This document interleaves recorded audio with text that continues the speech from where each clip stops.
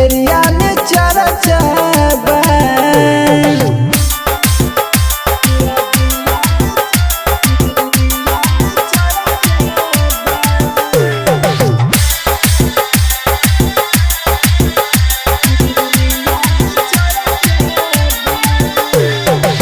बुझे जन्म जनुआ के ओडे नारी सुतिल बिछा के हम पैसा के गोदी।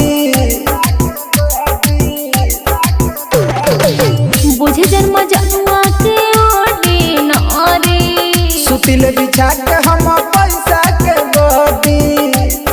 सो धोके अपना हाथ से काट लेना दांत होई लवंगिया मार चाबा। बच्चे से हम तो करी ले आयास पूरा एरिया में चर्चा बा।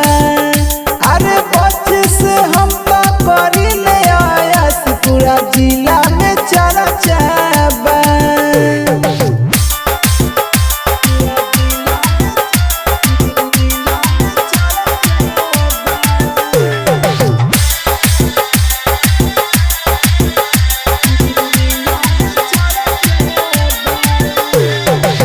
जोड़ा नखे जनुआ हमार वाला के कम जाने बुझे है बिहार वाला के।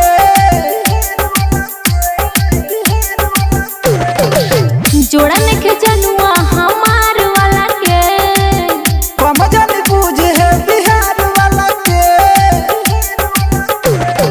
ले जो सोहन संदीप लगे साइन कइल चेक वाला पर्चा बा। बच्चे से हम तो करी ले आयास पूरा जिला में चर्चा बा। अरे बच्चे से हम तो करी ले आयास पूरा एरिया